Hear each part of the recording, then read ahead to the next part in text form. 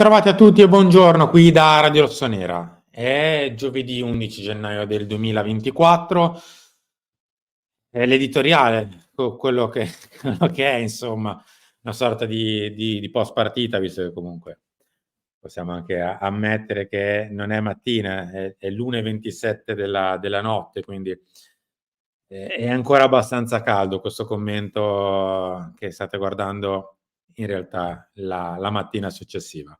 Buongiorno a tutti, intanto, buongiorno da parte mia della radio e da quello che è ancora una volta un editoriale purtroppo dopo una partita non particolarmente positiva. C'eravamo un pochino abituati a riuscire a fare qualche pagella o qualche editoriale positivo, invece il Milan è ricaduto ancora in qualche suo vecchio atavico errore, e viene eliminato anche dalla Coppa Italia.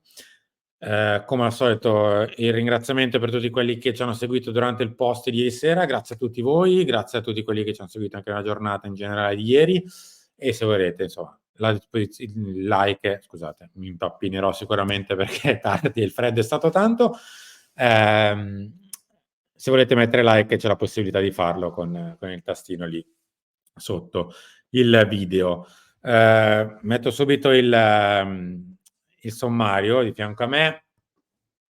Ancora out, terzo obiettivo stagionale fallito, perché alla fine di quello che stiamo parlando parleremo anche un pochino dell'ambiente e non parlerò dei tifosi. Non parlerò dei tifosi, perché i tifosi è un'altra cosa.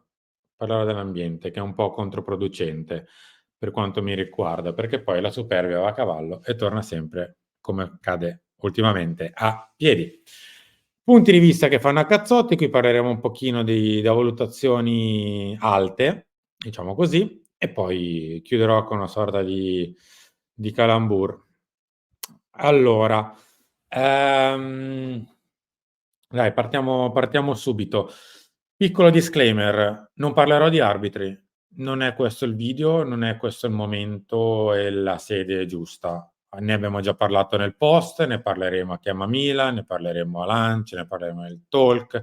Qua no, qua non ne voglio parlare, quindi se per caso cercate soddisfazioni su quello che è successo dal punto di vista arbitrale, non è il video giusto. Qui parleremo di campo, di calcio, di qualcosa che va ben oltre il singolo evento arbitrale, la singola giocata, il singolo gol, il singolo 1-0, eccetera. Parliamo di qualcosa di un pochino più ampio, come appunto è il fallimento del terzo obiettivo stagionale.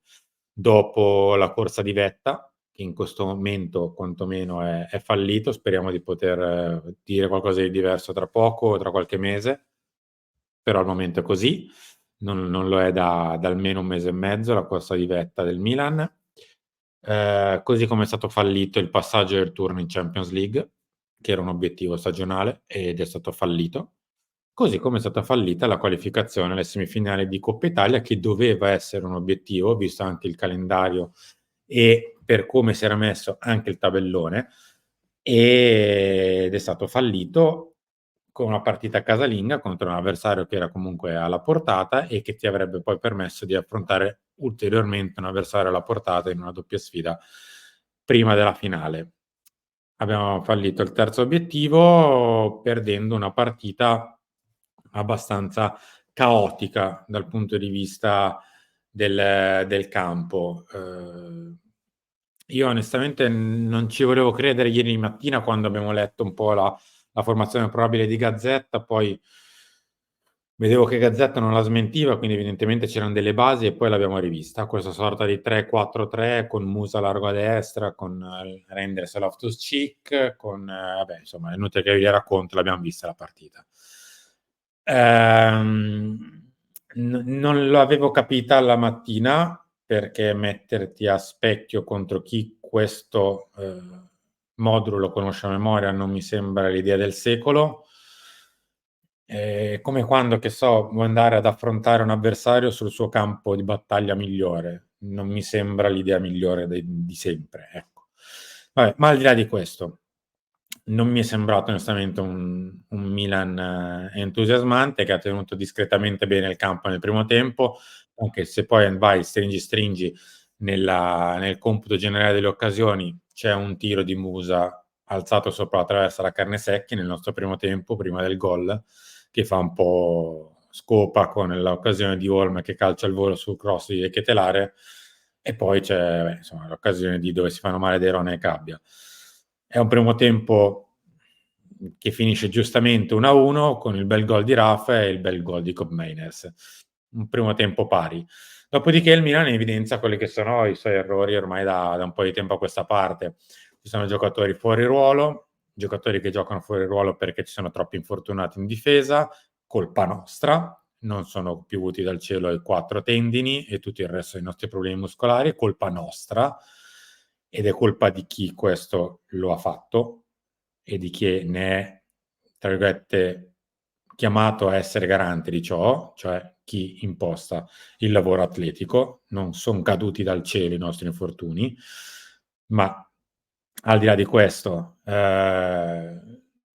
il 3-4-3 ieri è un, magari ne parliamo già nella seconda parte, ehm, è un azzardo perché il Milan non è guarito, non era guarito nemmeno con le vittorie precedenti. E vado subito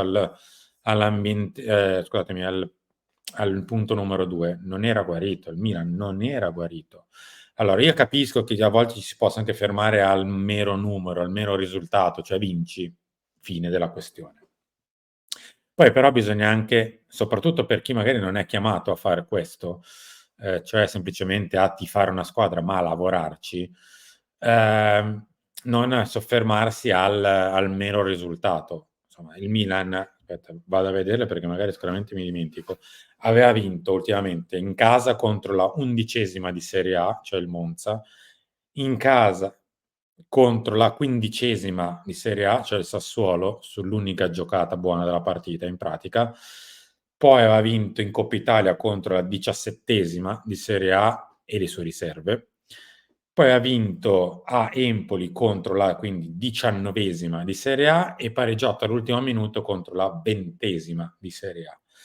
Insomma, aveva fatto un buon percorso contro avversari molto alla portata, di molto alla portata, tra l'altro con un piccolo neo, un piccolo grande neo, cioè quello di Salerno. Non si poteva considerare quindi una squadra guarita e quindi non la si poteva stravolgere e non la si doveva stravolgere mettendosi a specchio 3-4-3, allargando Musa ancora una volta sull'esterno. Io 'sto povero ragazzo, da passatemi il termine, mi fa un pochino, no, è troppo, stavo per dire pena, ma non è pena, mi fa un po' tenerezza, ecco. Mi fa tenerezza questo ragazzo che da quando è al Milan ha girato non so quanti ruoli e gli abbiamo fatto fare anche l'esterno a 4 di un centrocampo a 4 con una difesa a 3. Così come mi fa in parte tenerezza Tijani Reinders, di cui avevam parlato lunedì nella lavagna tattica, esaltandone le buone prove, le ultime buone prove, soprattutto perché ha avuto il conforto di un compagno di fianco, un compagno tecnico.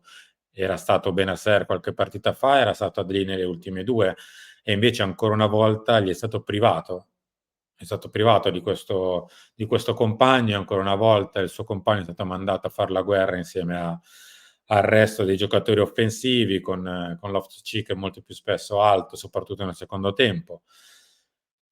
Che la squadra si è un po' spezzata in 2 come a volte accade, insomma, Terracciano a sinistra nel suo esordio, che pure ha fatto bene, quindi dimostra gran personalità, ma insomma è abbastanza illogico quello che è stato fatto con Terracciano, così come è stato abbastanza illogico far fare da braccetto a Teo e Calabria. Vabbè, mi fermo qua.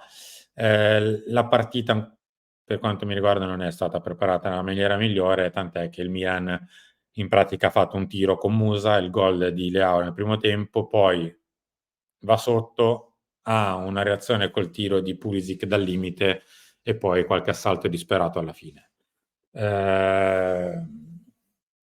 Parlo di ambiente controproducente perché e non sto parlando dei tifosi, perché anche qui bisogna fare un attimo la differenza.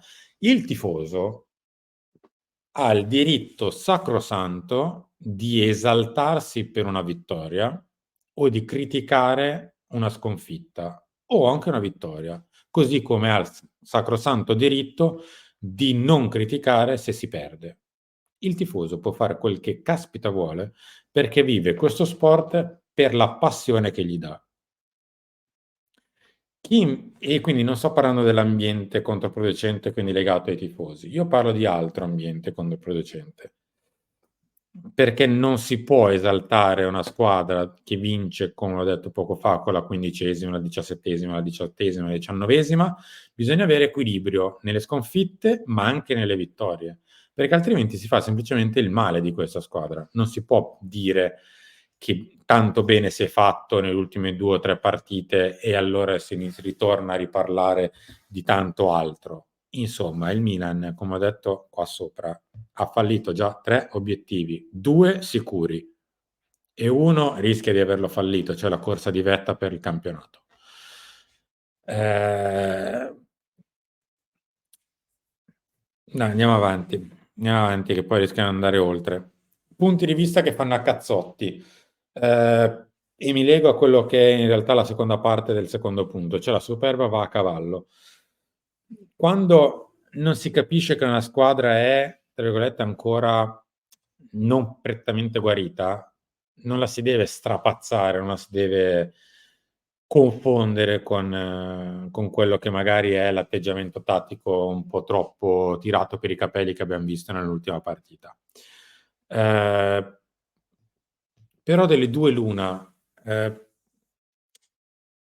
io continuo a pensare, e l'ho già detto tante volte, magari vi annoierò, che questa squadra ha una rosa che è migliore di quella dell'anno scorso e che per paradosso sta rendendo peggio per quello che per me è il valore superiore rispetto all'anno scorso.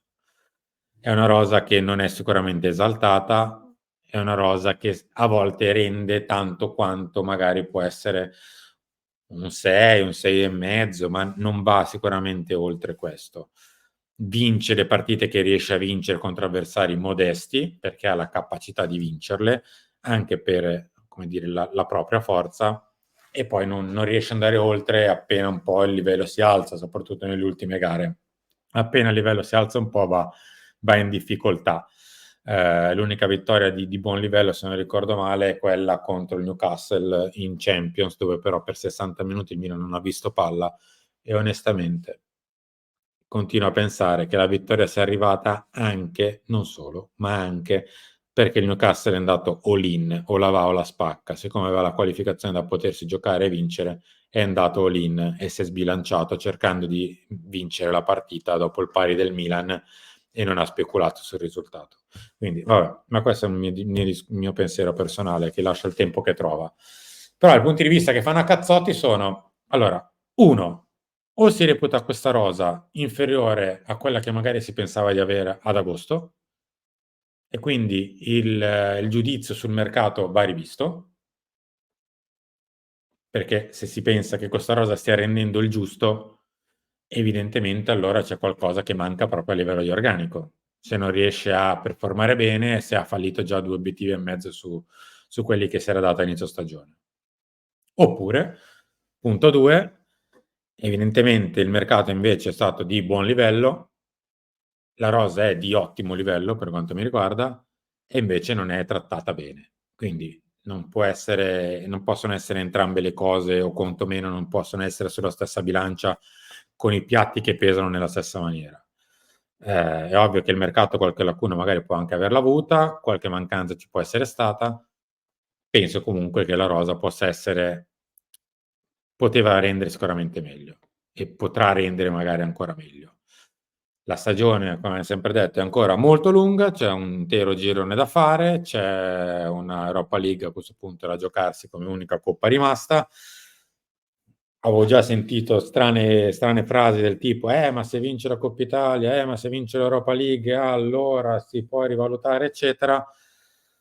Raga, le partite ogni tanto però proviamo ad andare oltre un pochino quello che è un gol, un'azione, un fischio arbitrale.